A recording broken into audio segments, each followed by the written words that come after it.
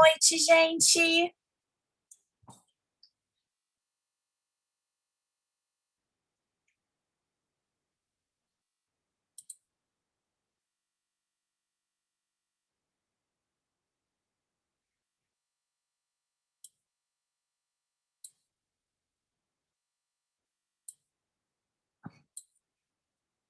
Vamos lá, que daqui a pouquinho a gente já começa. Deixa a pessoa ir chegando. Já avisei lá no grupo que a gente já começou. Hoje a gente vai falar bastante a respeito dos princípios da execução. Isso é bem legal.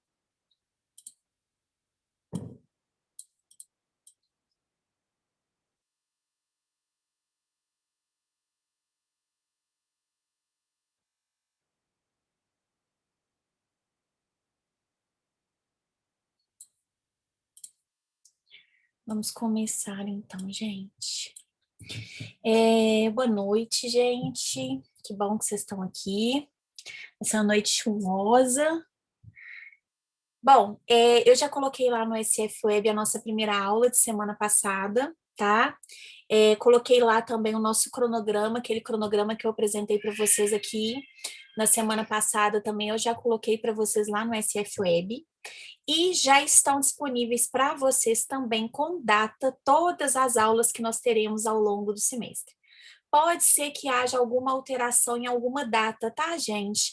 Porque eu fiz o planejamento levando em consideração a quantidade de aulas que nós temos aí, já excluindo os feriados. E a gente tem aí um feriado que cai na nossa aula, né? Que é o feriado de dois feriados, na verdade.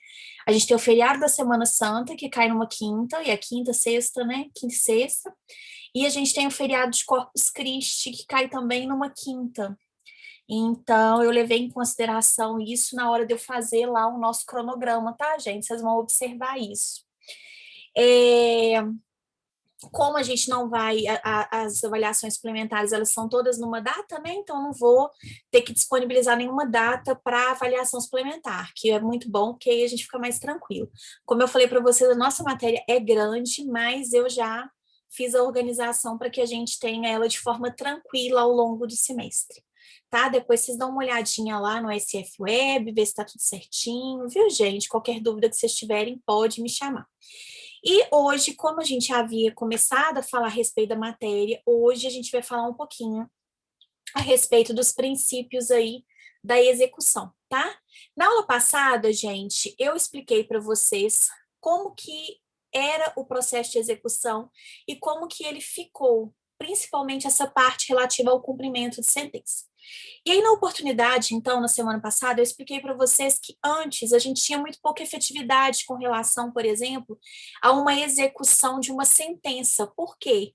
Porque depois que eu tinha o meu pedido julgado procedente e que eu tinha o trânsito em julgado dessa decisão, eu tinha que entrar com uma outra ação, fazer uma nova citação para que a pessoa, né, o devedor, ou seja, o executado, me pagasse. Então ficava uma situação complicada, gente, porque nesse meio tempo a pessoa poderia ter sumido no mundo, tinha problema de dilapidação de patrimônio, enfim, era muito mais complicado, sabe? Era muito mais moroso. E aí eu expliquei para vocês que em 2005 a gente começou a ter uma reforma nessa parte de execução, em 2006 a gente teve uma reforma grande.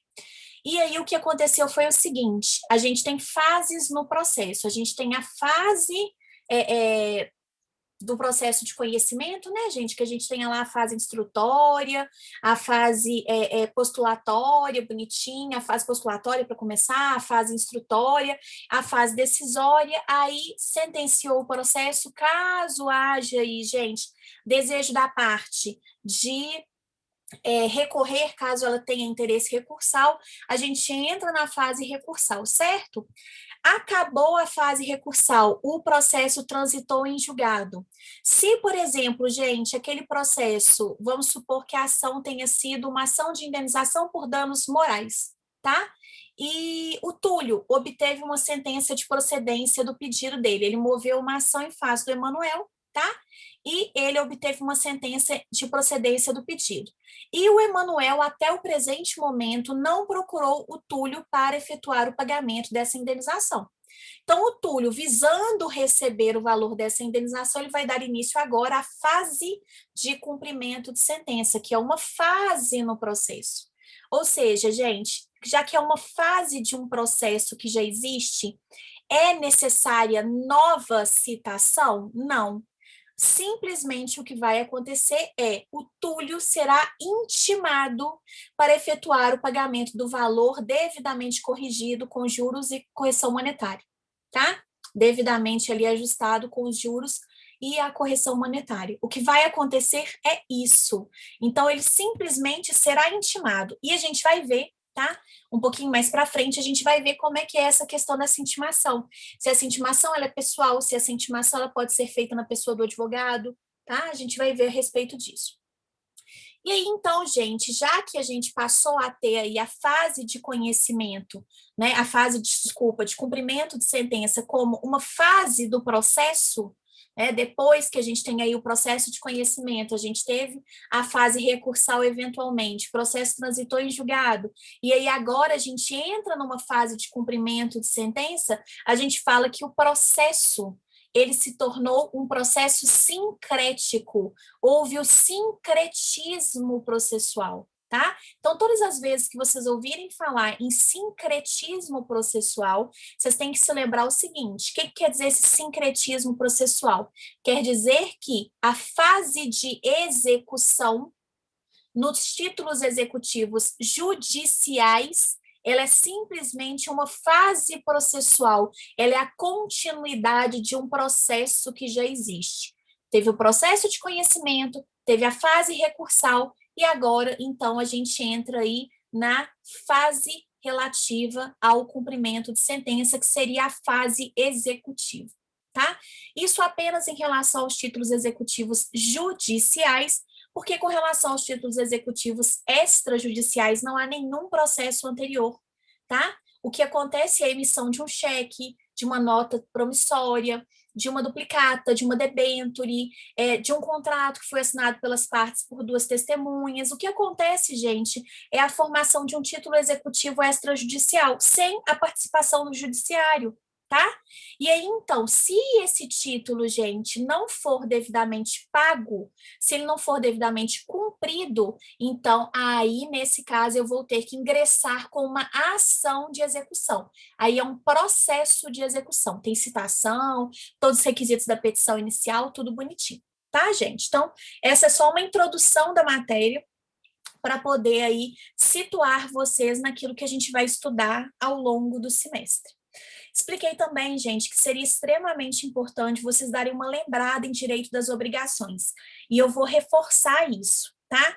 Quem, porventura, tiver aí, eventualmente, oportunidade de estudar, tiver o feriado aí de carnaval, tá? Se alguém tiver esse feriado, ou durante o momento que vocês estariam na aula, que à noite, já que a gente não vai ter aula nem segunda, nem terça, nem quarta, né, em virtude aí do feriado de carnaval que está no nosso calendário, se eu aconselho que vocês que puderem, eventualmente, né, lógico, estudem direito das obrigações, tá? Preciso estudar tudo, professora? Não, eu preciso que vocês estudem, gente, basicamente que vocês saibam a diferença entre uma obrigação de quantia, entre uma obrigação de fazer, uma obrigação de não fazer e uma obrigação de entrega de coisa. Isso é básico, tá? Ah, professora, mas por que que a gente precisa de saber obrigações? Simples, porque tudo que vocês estudaram lá em Direito das Obrigações, agora a gente começa a ver a procedimentalização daquelas obrigações quando não há o cumprimento. Então, obrigação de quantia, não houve o cumprimento da obrigação de quantia de forma espontânea, de forma voluntária. E aí, como é que eu faço para poder receber? Depende. É título executivo judicial ou extrajudicial? Se for judicial, cumprimento de sentença por quantia certa. Se for extrajudicial, execução por quantia certa. Ah, é uma obrigação de fazer. Então, cumprimento, se for judicial, cumprimento de sentença de obrigação de fazer. Se for extrajudicial, execução de obrigação de fazer. Entende? Então, vocês têm que saber as obrigações para que daí seja possível também a gente estabelecer qual que é o tipo de cumprimento de sentença ou de execução cabível naquele caso concreto. Então, aconselho quem puder, tá? Tira um tempinho e estuda. Ai, professor, estou muito agarrado e tudo, mas não deixa de estudar, gente. Tenta tirar um tempinho e estuda essa parte de obrigações, que vai ser bem importante para vocês. E aí, então, agora a gente entra propriamente dito na matéria em si, né, gente? Foi só uma introdução e alguns recadinhos que eu passei para vocês. E aí, gente, agora a gente começa a falar propriamente dito da execução, tá? Essa aula já tá lá no SF Web, tá bonitinha lá, tá? E a primeira coisa que a gente tem que ter em mente quando a gente estuda o processo de execução, gente, é que para que existe processo de execução e cumprimento de sentença? Simples, para poder satisfazer o direito do credor se o devedor não efetuar o pagamento de forma voluntária, tá? Então, o devedor não pagou o credor de forma voluntária? Não, não pagou. Então, a gente tem que ter algum mecanismo legal que possibilite a cobrança desses valores. Então, se a gente já tem um título executivo judicial, por exemplo, já tem uma sentença condenatória, tá? A uma determinada quantia, por exemplo, eu tenho que fazer o cumprimento de sentença por quantia. Se eu tenho um título executivo extrajudicial, por exemplo, de uma obrigação de fazer, eu tenho que fazer execução de obrigação de fazer. Eu vou verificar se é de fazer fungível ou infungível. Mas, enfim, gente, o processo de execução, ele serve para isso. E o cumprimento de sentença também. Ou seja, para dar a quem de direito aquilo que é de direito. Tá? Você não vai atrás da pessoa e vai ameaçar ela de morte para ela poder te cumprir uma obrigação. Você não vai atrás dela e vai falar assim, ó, se você não pagar, você vai morrer. Você não vai fazer isso. Você precisa de ter aí uma viabilidade jurídica para poder receber aquilo que você tem direito de receber, a prestação que você tem direito de receber, né? E aí, para isso que serve, então, o processo de execução e o cumprimento de sentença, tá? Ah, professor, e se por um acaso o devedor já tiver procurado o credor e já tiver feito o pagamento a ele, precisa de fazer processo de execução ou cumprimento de sentença? Não, gente.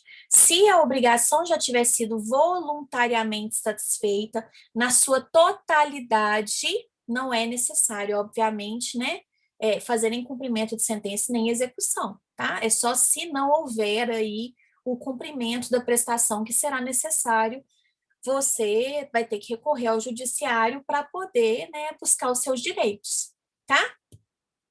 E aí, então, gente, a gente começa o estudo propriamente dito dos princípios da função executiva. Vocês têm que prestar bastante atenção nessa parte, porque a parte principiológica, gente, ela é extremamente importante na matéria. E na execução ela não é diferente.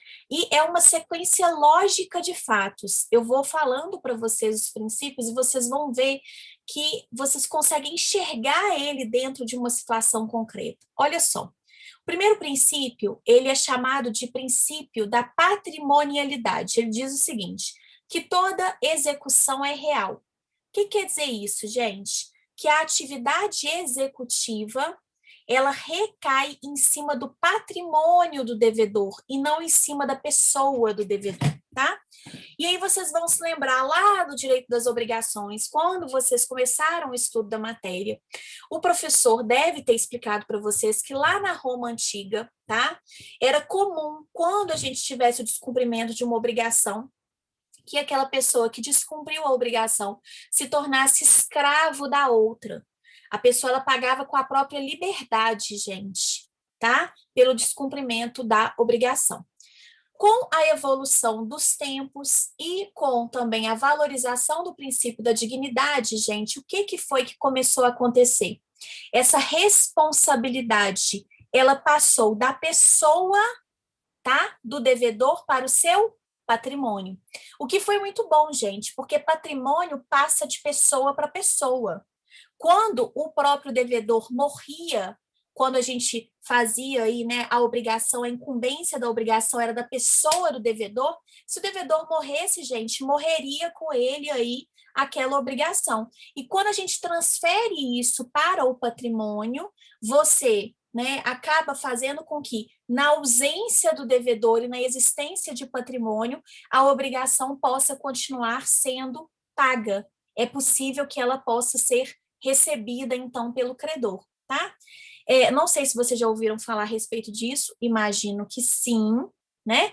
Mas o que acontece é o seguinte, gente, quando a gente morre, se a gente deixa patrimônio e deixa dívida, o que vai acontecer é que o seu patrimônio primeiro vai ser utilizado para poder pagar os seus credores e o que sobrar, se sobrar, é que vai ser transferido aí para os seus herdeiros, é que vai ser transmitido aos seus herdeiros, tá? Isso só é possível, gente, em virtude desse princípio, que diz que toda execução é real, é o princípio da patrimonialidade. Aí de manhã me perguntaram, professora, mas e o devedor de alimentos? Ele não pode vir a responder com a sua própria liberdade? Pode, tá? O devedor de alimentos, gente, é a única exceção que nós temos no ordenamento jurídico com relação à possibilidade de prisão civil, tá? Não é admitida a prisão civil no ordenamento jurídico brasileiro em virtude de dívida. Isso aí foi modificado pelo Pacto de São José da Costa Rica. A única possibilidade que persiste ainda no ordenamento jurídico é o caso do devedor de alimentos. É a única possibilidade. Ah, e por que isso, professora? Porque se trata de uma obrigação de origem alimentar, gente. Nós temos a ponderação de dois princípios. A gente tem a questão da liberdade do devedor, mas, por outro lado, a gente tem a necessidade da subsistência de uma pessoa que depende da prestação daqueles alimentos, né, da prestação daquele valor que vai ser utilizado para o pagamento dos alimentos, que não é só comida, tá, gente? Alimentos, vocês ainda vão ter direito de família, mas quando a gente fala em alimentos, a gente está falando da pensão alimentícia que engloba alimentação, lazer, luz, água, telefone, internet, roupa, sapato, é tudo isso, tá? Escola, material escolar, é tudo isso. Tudo isso deve ser englobado pela prestação alimentícia. Então, quando se deixa de pagar isso, aquela pessoa ela vai sofrer, né, por não estar recebendo aquele valor. Então, em virtude da ponderação aí dos princípios, gente, é que é possível ainda no ordenamento jurídico a possibilidade da prisão civil do devedor, tá, de alimentos. Só esse caso.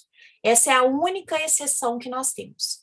Ok? A gente vai estudar isso um pouquinho mais adiante, quando a gente for falar um pouquinho de cumprimento de sentença de alimentos urgentes. Eu vou explicar isso melhor para vocês, tá? Dúvidas até aqui, gente? Tá tudo tranquilo? Vocês estão dormindo? Então, não. Tranquila. Então, tá bom. Então, tá. Não dorme não, viu, gente? Por favor, tá? Olha só. Além disso, gente, né, essa questão do patrimônio aí do devedor responder pelas dívidas dele, a gente tem que pensar quais são os bens que vão responder pelas dívidas. E aí, nesse caso, gente, o artigo 789, ele responde esse nosso questionamento. Em regra, o devedor, ele responde com os seus bens presentes, ou seja, os bens que ele tem naquele momento, e os bens futuros, aqueles que ele pode vir a adquirir ao longo do processo, tá? Esses são os bens que, em regra, respondem pelas dívidas do devedor. Aí, e se o devedor se desfizer dos seus bens para poder frustrar as expectativas do credor? Tipo, eu transfiro todos os meus bens para o nome da minha mãe, porque eu estou devendo um tanto de gente e eu não quero pagar ninguém. E aí, vai ficar tudo beleza? Não, tá? Eventualmente, sendo constatada a existência de fraude, e a gente vai estudar essa responsabilidade patrimonial um pouquinho adiante, tá? Eu acho que, se eu não me engano, a gente vai estudar isso na última semana de fevereiro ou na primeira semana de março, que a gente estuda essa responsabilidade patrimonial. Se por um acaso, gente, acontecer essa questão, tá, da fraude, desse desvio de bens, esses bens poderão vir a responder pelas dívidas do devedor. Então, transferir bens para outras pessoas, vender os bens para poder ficar insolvente, não dá certo. Porque o que vai acontecer é o seguinte, esses bens eles podem vir a ser recuperados pelo credor. Professora, e a pessoa que comprou esses bens lá de boa fé? O terceiro vai sobrar, tá, gente? Vai sobrar bonitamente. Infelizmente é o que vai acontecer. E vai sobrar igual um jiló na janta, tá? Literalmente, vai sobrar. Por que que é que ele vai sobrar, gente? Porque ele vai ter que depois entrar com uma ação de regresso em face do devedor para poder receber aquilo que ele pagou. Muito provavelmente ele vai perder esse bem. A gente vai ver essa questão da defesa do terceiro, tá? Mas muito provavelmente ele vai perder esse bem se for constatada a fraude. E para que ele não fique totalmente no prejuízo, a única possibilidade que ele tem é ingressar em juízo em face do devedor para poder receber o valor que ele pagou. Só que o devedor, gente, anda devendo Deus e o mundo, e aí? Terceiro provavelmente vai sobrar, tá? Mas a gente vai discutir melhor a situação no terceiro quando a gente for falar de responsabilidade patrimonial. Beleza? Bom, o próximo princípio que a gente estuda, gente, ele tem vários nomes de acordo com o doutrinador que eventualmente vocês estiverem estudando. Ele é conhecido como efetividade da execução forçada, resultado ou desfecho único, tá? Ele diz o seguinte: aquela lógica que eu falei para vocês que é o objetivo do processo de execução. Dar a quem de direito aquilo que é de direito. Basicamente, o processo de execução serve, então, para que o credor consiga aí satisfazer o seu direito de crédito. Basicamente é isso, tá? E mais do que isso, gente, é necessário que se utilize a execução específica de acordo com o tipo de obrigação. Então, daí a importância de vocês saberem diferenciar as obrigações. Se for uma obrigação de quantia, gente, cumprimento de sentença de quantia ou execução de quantia, a depender do título, se é judicial ou extrajudicial. Se for obrigação de fazer, tá? Fungível, cumprimento de sentença ou execução de obrigação de fazer fungível. Se for infungível, né, obrigação de fazer infungível, cumprimento de sentença ou obrigação ou execução de obrigação de fazer infungível, e assim sucessivamente. Para cada tipo de obrigação existe uma execução específica e ela deve ser utilizada, tá? Aí me perguntaram de manhã o seguinte, professora, se por um acaso o devedor procurar o credor para poder pagar uma determinada prestação, tá? E aí ele é processado pelo credor. O credor ingressa, por exemplo, com um cumprimento de sentença em face dele, né? Ou com uma execução, se for um título executivo extrajudicial. E aí, né, o devedor ele tem que tomar algum cuidado, por exemplo, de quando ele pagar, ele já tem que mostrar isso no processo. Existe uma obrigatoriedade para poder evitar que haja a instauração de um cumprimento de sentença. Então, gente, de ofício pelo juiz, né? Ou seja, sem a necessidade de requerimento da parte, a gente só tem a possibilidade de cumprimento de sentença, de obrigação de fazer, fungível e infungível, de obrigação de não fazer e de obrigação de entrega de coisa. Nas demais obrigações, a parte que tem que fazer o requerimento. O juiz não vai chegar lá e falar assim, vou começar a fazer um cumprimento de sentença aqui, não tem nada para fazer, eu vou fazer isso. Ele não vai fazer isso, tá, gente? Até nos casos em que o juiz pode fazer, que são esses que eu acabei de citar para vocês, que é da obrigação de fazer, de não fazer e de entrega de coisa, muitas vezes o juiz não faz, não dá início ao cumprimento de sentença. Nos demais, então, que não há essa obrigatoriedade, que não há esse permissivo legal, é que ele não vai fazer mesmo, ele não tem que fazer, né? Mas A questão é a seguinte: é necessário que, efetuando o pagamento, o devedor pegue o comprovante e já junte no processo? É obrigatório? Não, não é obrigatório. É recomendável? Sim, principalmente nos casos das obrigações de fazer, de não fazer e de entrega de coisa. Por quê?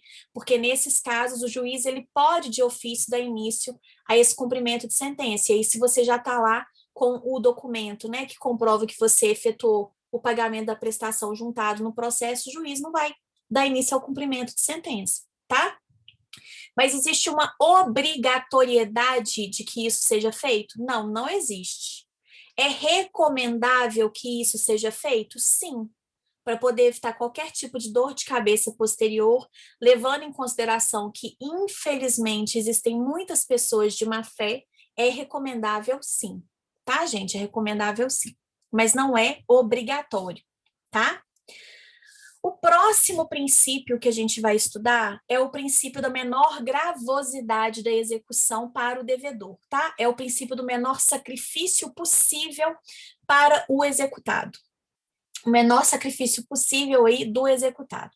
O que quer dizer isso, gente? Quando a execução puder ser processada por mais de uma forma para poder satisfazer o direito do credor, ela deve ser processada da forma a trazer menos prejuízo, menos gravosidade ao devedor.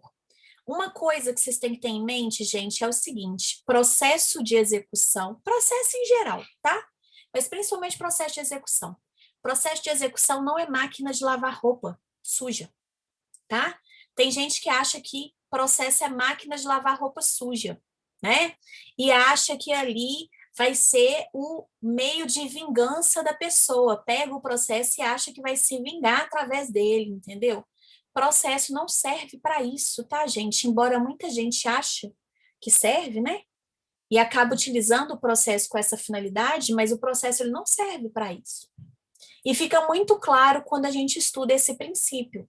Olha só, vamos supor que o Ricardo, ele é motorista de aplicativo, tá? E o Ricardo, ele está devendo um cheque para o Alisson. O Alisson, então, ingressou com uma ação de execução de título executivo extrajudicial em face do Ricardo. Ricardo foi devidamente citado, porque aí é uma ação de execução de título executivo extrajudicial, não teve nenhum processo anterior. Então, o que aconteceu foi o seguinte: o Ricardo foi devidamente citado para poder efetuar o pagamento ao Alisson e não fez esse pagamento, tá? Não fez o pagamento. Nesse meio tempo que ele não fez o pagamento, o oficial de justiça voltou até a residência do Ricardo e, chegando lá, ele se deparou com dois veículos. O veículo que o Ricardo utiliza para trabalhar e um outro veículo que o Ricardo utiliza para passear com a família. Pergunta: os dois veículos, qualquer um dos dois, cobre a dívida do Alisson, tá? Que o Alisson quer receber. Pergunta: qual dos dois veículos deverá ser penhorado? O veículo que o Ricardo utiliza para passear ou o veículo que o Ricardo utiliza para trabalhar? De acordo com esse princípio aqui. Que ele usa para passear. Lógico. Isso aí, Esther. Por quê? Porque ele vai trazer menos gravosidade. Que o outro ele pode trabalhar, né? Aí com isso também talvez ele pode até pagar alguma outra dívida e tal. Sim, e vai sustentar a família dele, né? Como é que ele vai fazer para sustentar a família se por um acaso exatamente o carro que ele utiliza para trabalhar for penhorado? Então é nessa lógica, gente, que a gente deve interpretar esse princípio. Se eu tiver mais de uma forma para poder promover essa execução, eu tenho que promover de forma a trazer menos gravosidade ao executado. Exatamente pensando que processo de execução não é meio de vingança. Então, você não tem que tornar a vida da pessoa de forma incompatível com a dignidade, que é exatamente, gente, o próximo princípio que a gente vai estudar. Próximo princípio executivo aí é o princípio do respeito à dignidade humana, que está completamente... Pois não, diga, André. Só uma dúvida. Claro. Vamos supor que ele tenha só o carro para trabalho. Uhum. Nesse caso aí, o que vai acontecer é o Filha. seguinte: se não tiver outro bem, André, vai penhorar o carro que ele utiliza para trabalhar. Ele, em sede de defesa, por meio do advogado que ele constituir, vai tentar tirar essa penhora desse veículo, alegando e comprovando que ele utiliza esse veículo para conseguir o seu sustento e de sua família. Pode ser que ele consiga retirar essa penhora e que o juiz, então, determine que o exequente, ou seja, o credor, diligencie a respeito de outros bens passíveis de penhora? Pode. Pode ser também que o juiz interprete que ele está devendo, tem que pagar, que é problema dele se ele vai ficar sem a única fonte de sustento dele? Pode.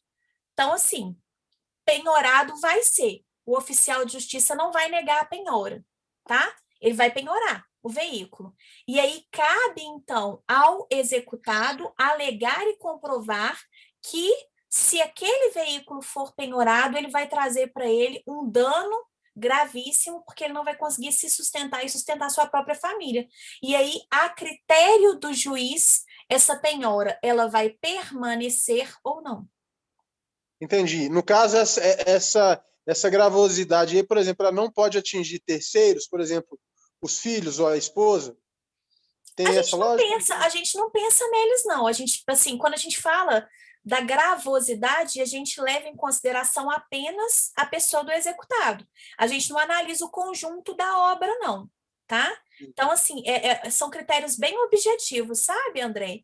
Tipo, você tem dois bens, qualquer um dos dois bens sana a dívida, quita a dívida. Qual que é o bem que vai trazer aí menos prejuízo para o executado? O bem X, então a gente penhora tal bem, entendeu? São critérios bem objetivos. Nas alegações dele, do executado, é que ele vai comprovar através de terceiros essa questão do dano, tá? Mas objetivamente, quando a gente está diante de uma situação que a gente tem que fazer uma penhora de bens, a gente não leva em consideração isso, não.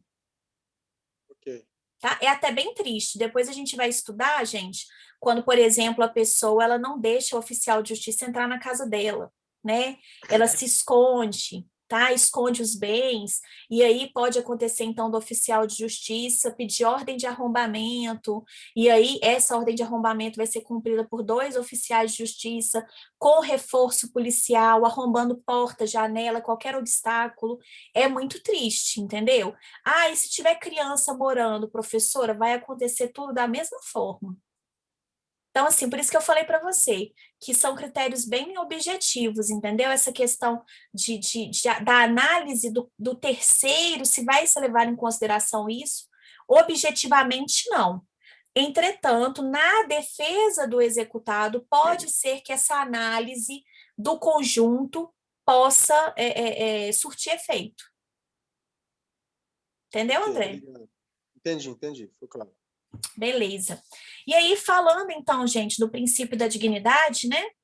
Ele é um princípio que tem tudo a ver com o último princípio que a gente estudou, e ele é o princípio que garante, gente, um mínimo existencial. Quando vocês estudaram bens lá em teoria geral do direito privado, vocês estudaram bens jurídicos, vocês com certeza devem ter visto o bem de família. Talvez vocês até nem se lembrem, porque isso foi lá no segundo período, mas eu tenho certeza que todo mundo aqui estudou bem de família. O que é o bem de família, gente? É aquele bem que ele é impenhorável. Ele não pode ser penhorado, com algumas exceções que permitem a penhora. Quais? Dívida de condomínio, dívida de IPTU, dívida de empregado da residência, dívida alimentar, tá? Nos casos também, gente, em que o imóvel, né, o bem, ele for dado em garantia a uma determinada dívida, se ele tiver sido hipotecado, por exemplo, ou for um financiamento que ele está sendo garantido com o próprio bem, nesses casos, pode fazer a penhora desse bem? Pode. Tá? A gente tem aí uma relativização com relação à penhorabilidade do bem de família. Nós vamos falar mais dela quando a gente falar de responsabilidade patrimonial, um pouquinho mais para frente a gente vai falar disso. E aí o que acontece é o seguinte: esse bem de família, ele atende esse mínimo existencial, que nada mais é, gente, do que a materialização do princípio da dignidade. Então, A outra materialização do princípio da dignidade. Se a pessoa, gente, não tem nenhum bem de valor em casa, ela só tem os bens normais que guarnecem a residência, os seus pertences de uso pessoal que não são de alto valor, esses bens não serão penhorados. Então, o oficial de justiça chega numa casa, encontra lá na casa uma televisão, tá? Uma máquina de lavar roupa, um fogão, uma geladeira, um sofá, cama, roupa normal, gente. Ele não vai penhorar isso. Ah, e se tiver mais de uma televisão, professora, pode penhorar? Pode. Se tiver uma televisão só que se essa televisão, por exemplo, ultrapassar as necessidades normais de uma pessoa, tipo, for uma televisão top do top do top de linha, pode penhorar? Pode. Mas percebam, gente, os bens normais que guarnecem a residência, os bens de uso pessoal, a não ser aqueles de alto valor, né? Eles não serão penhorados, tá? Por que isso? Exatamente para poder proteger, para poder dar guarida a esse princípio da dignidade humana. Você não vai virar para a pessoa e falar assim, pô, tira a roupa aí que eu vou penhorar sua roupa. Não vai, gente. Professora, Oi, diga, Alisson. é isso que você está falando aí? Tem dispositivo legal ou é na doutrina que mostra esses detalhes de penhorabilidade? Então, a doutrina, ela traz esses detalhes, né?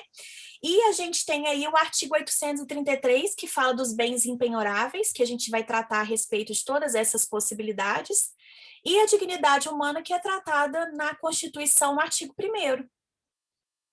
Entendeu? Então, assim, é uma leitura feita em conjunto, artigo 833 e 834 do Código de Processo Civil, tá? Tem a Lei 8.009 de 90, que é a Lei do Bem de Família, né? E tem também o artigo 1º da Constituição. É uma interpretação que é dada a esses dispositivos. Beleza? Maravilha. Maravilha, Roberto. Então, Prefiro tá bom. Bacenjude, que é mais rápido. Não, pode. Então, vamos lá, gente. Pois não, Verônica? No caso do fiador, por exemplo, como que é uma funciona? exceção. Também é uma das exceções que a gente tem a questão da impenhorabilidade do bem de família, e isso já está mais do que sediço, gente, inclusive com relação a posicionamentos doutrinários e jurisprudenciais, tá? Se a pessoa, ela se torna fiadora da outra, os seus bens de família, o seu bem de família pode responder pela dívida caso o devedor não efetue o pagamento. Então, assim, é uma outra exceção que a gente tem, a questão da impenhorabilidade do bem de família. Por isso que eu sempre falo, eu sei que é super difícil, gente, mas sempre que possível, evitem ao máximo ser fiador de outra pessoa. Por quê? Porque... Pode falar, Verônica. Pode falar. Mas se o fiador, por exemplo, tiver só uma casa? O problema é dele. Ele quis ser fiador. Nossa. É triste, é muito triste, mas é isso, entendeu? E assim, o STJ já até se posicionou a respeito, dizendo que se não fosse dessa forma, traria uma insegurança jurídica muito grande. Então, infelizmente, o fiador vai continuar respondendo com o seu bem de família, mesmo que isso traga para ele uma situação incompatível com a dignidade humana. Se não houve nenhum tipo de vício, se ele quis ser fiador, se ele é maior capaz, não tem o que alegar, gente, infelizmente. Ok, obrigada. Tá? Nada. Gente, vou encerrar porque está no último minuto. Entra aí no próximo link. Senão vai cair, eu não vou ver. Ontem nem vi. Caiu e eu fiquei falando aqui. E depois que eu vi. Beijo. Entra aí no próximo. Ninguém pode fugir, tá? Proibido. Beijo.